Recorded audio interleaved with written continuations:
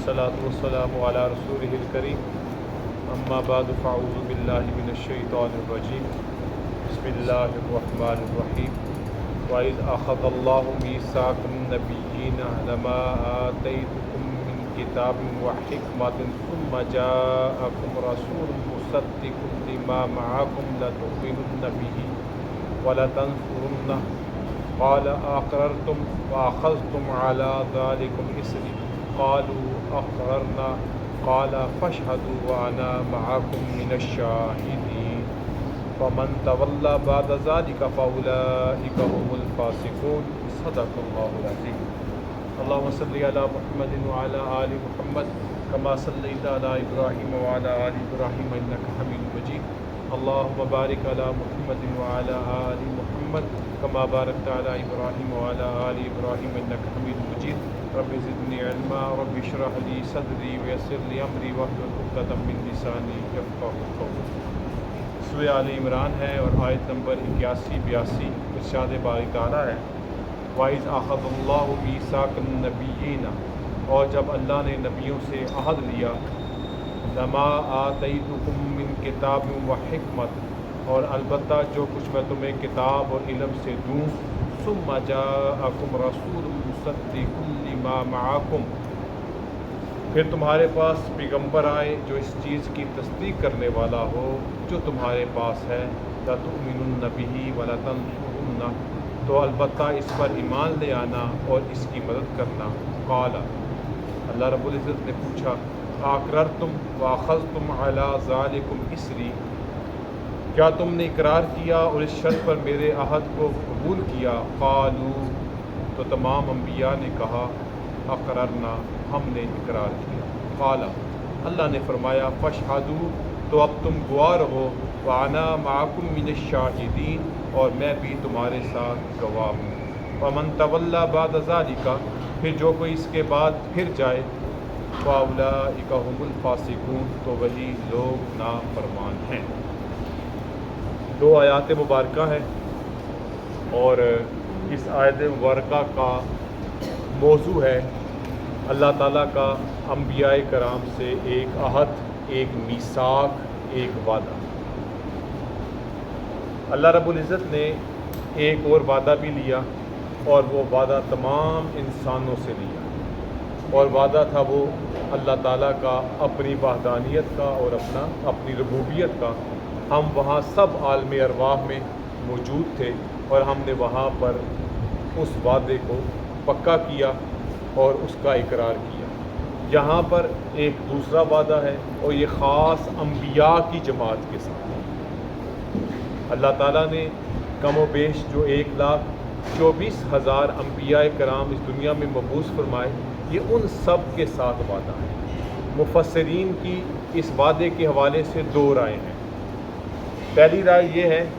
کہ یہ وعدہ اللہ تعالیٰ نے تمام انبیاء کرام سے ایک دوسرے کے بارے میں لیا، یعنی یہ عمومی ہے۔ اس کا معنی کیا ہوگا کہ جب بھی کوئی نبی اور رسول کسی نبی اور رسول کے بعد آئے گا تو اس کو اپنے پہلے نبی اور رسول کی تائید اور حمایت کرنی، یا اگر اسی زمانے میں ایک سے زیادہ انبیاء کرام مبعوث ہوں گے، جیسے کہ پہلے زمانے میں رہا ایسا ہی جب آپس میں میل ملاپ کا کمیونیکیشن گیپ بہت زیادہ تھا تو ہر بستی علاقے کا الگ الگ پیغمبر ہوتا تھا، تو پھر اس سے یہ مراد ہوگا کہ تم نے اپنے اپنے علاقے میں اپنی بستی اور اپنی قوم کے لیے پیغمبر تو رہنا ہے لیکن کسی طور پر بھی دوسرے نبی اور پیغمبر کی نفی نہیں کرنی، بلکہ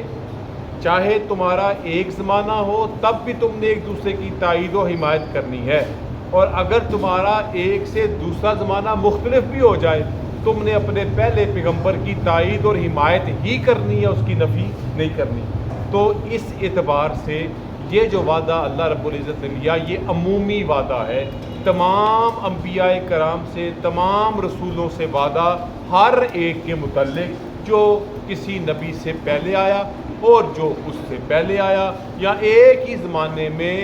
مختلف اقوام، بستیوں کی طرف جو بھیجے گئے رسول آپس میں کوئی ٹکراؤ نہیں کرنا، تم سب اللہ کے بھیجے ہوئے پیغمبر ہو اور تمہاری سب کی تعلیمات ایک ہیں، لہذا تم نے ایک دوسرے کی نفی نہیں کرنی۔ یہ ایک عام معنی ہے۔ دوسرا معنی جس کو حضرت علی المرتضیٰ رضی اللہ تعالیٰ عنہ اور حضرت عبداللہ ابن عباس رضی اللہ تعالیٰ عنہ کا قول ہے، اور یہی جمہور کی بھی رائے، یعنی کہ اکثر علماء کی، مفسرین کی یہی رائے ہے کہ یہ وعدہ خاص تمام انبیاء سے لیا گیا عالم ارواح میں، کس کے لیے؟ حضور کائنات صلی اللہ علیہ وسلم، کہ تمام انبیاء کو اکٹھا کیا گیا، نبی علیہ الصلوۃ والسلام کی عظیم ہستی اور ان کے متعلق وعدہ دیا گیا، اگر یہ پیغمبر آئیں تو تم نے ان کی تائید بھی کرنی ہے، ان کی حمایت بھی کرنی ہے اور ان پر ایمان بھی لانا ہے۔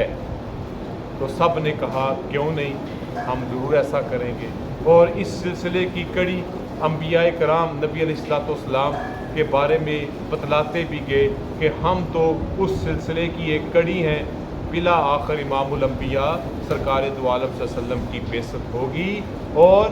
اپنی قوموں کو یہ بتا کر کے کہ تم نے ان کی تائید بھی کرنی ہے، ان کی حمایت بھی کرنی ہے اور ان کی مدد بھی کرنی ہے اور ان پر ایمان بھی لانا ہے۔ اب سوال یہ پیدا ہوتا ہے، وہ انبیاء کرام تو نبی علیہ الصلوۃ والسلام کی تائید تو اس ظاہری دنیا میں انہوں نے نہیں کی، تو پھر یہ وعدہ کیسا؟ تو اس میں پھر دو باتیں ہیں۔ پہلی بات یہ ہے، اگرچہ انبیاء کرام نبی علیہ الصلوۃ والسلام کی تائید و حمایت، نصرت و ایمان کے لیے آپ کو نظر نہیں آئیں گے، لیکن یہ پیغام ہے ان انبیاء کرام کا اپنی امتوں کے لیے کہ ہم تو اس ظاہری دنیا میں نہیں رہیں گے، ہم اللہ رب العزت کی طرف چلے جائیں گے، اب تم جب تک رہو اور وہ پیغمبر آ جائیں تو تم نے کسی طرح سے بھی ان پر ایمان لانے میں، ان کی حمایت اور نصرت و تائید کرنے میں بخل کا مظاہرہ نہیں کرنا۔ اب یہ پیغام ہے حضرت موسیٰ اور حضرت عزیر کو ماننے والے یہودیوں کے لیے، اور یہ پیغام ہے حضرت عیسیٰ علیہ الصلوۃ والسلام پر ایمان لانے والے عیسائیوں کے لیے کہ جب یہ پیغمبر آ جائیں گے ہم تمہاری طرف سے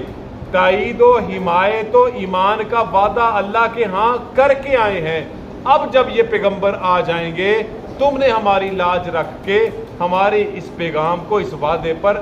عملی قدم اٹھا کر نبی اکرم صلی اللہ علیہ وسلم کی تائید بھی کرنی ہے، نصرت بھی کرنی ہے اور آپ پر ایمان بھی لانا ہے۔ اور جس اہل کتاب میں سے، چاہے وہ یہودی ہو، عیسائی ہو، آپ صلی اللہ علیہ وسلم کی ذات اقدس پر ایمان لایا، تائید کی، حمایت کی، تو یہ اس نے اپنے پیغمبر کے وعدے کو پورا کیا، اگرچہ اس میں پیغمبر کی کوئی کوتاہی، کوئی سستی، کوئی مجرم نہیں، لیکن انہوں نے اس وعدے کو پورا کیا۔ اسی پر اللہ رب العزت کے پیغمبر صلی اللہ علیہ وسلم نے فرمایا اللہ تعالیٰ اہل کتاب کو دوہرا اجر دیں گے، ایک پہلی اہل کتاب امتی ہونے کی وجہ سے اور دوسرا مجھ پر ایمان لانے کی وجہ سے۔ اب دوسرا معنی اس کا کیا ہے؟ فقط اس وعدے کو پورا کرنے کے لیے اللہ تعالیٰ حضرت عیسیٰ علیہ الصلوۃ والسلام کو، جن کو جب قوم یہود نے سازش کر کے آپ کو قتل کرنے کے لیے سازش رچائی، اللہ نے بحفاظت ان کو آسمانوں کی طرف اٹھا لیا، اور وہ دوبارہ جب قرب قیامت دنیا میں تشریف لائیں گے،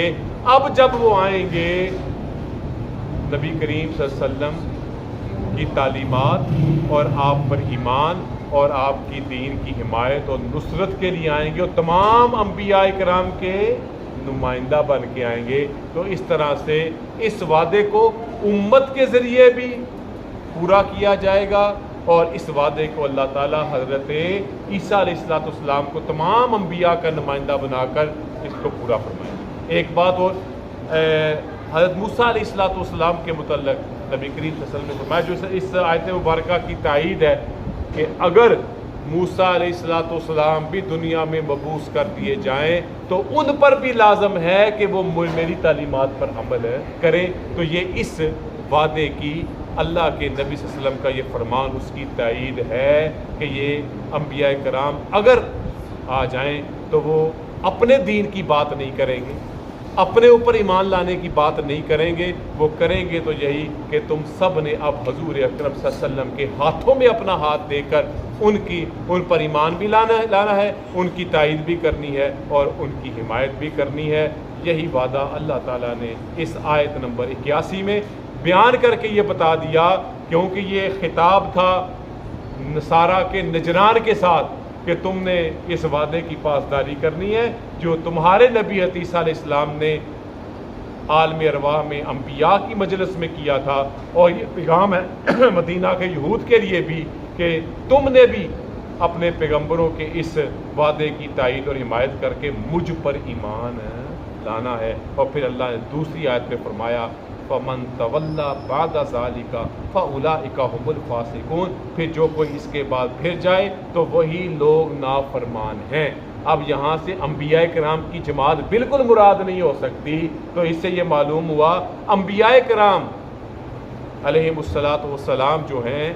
ان کی امت اس کا مخاطب ہے۔ اگر انہوں نے اپنے نبی کے وعدے کی تائید اور حمایت نہ کی جو انہوں نے عالم ارواح میں کیا، تو ان کے لیے کون سا لیبل لگے گا؟ فاسقین کا، نافرمانوں کا۔ تو یہ آیت مبارکہ حضور اکرم نبی اکرم صلی اللہ علیہ وسلم کی سیرت مبارکہ کے ایک پہلو کو ذکر کر رہی ہے کہ تمام انبیاء کرام جیسے اس معراج کے موقع پر واقعہ معراج میں ان تمام انبیاء کرام نے نبی علیہ السلام کی امامت میں بیت المقدس میں نماز پڑھی، وہ بھی ایک طرح کے اس وعدے کی ایک صورت ہے، اور اس کی صحیح عملی صورت ایک تو عیسیٰ علیہ السلام کے آنے کے ساتھ، اور دوسرا ان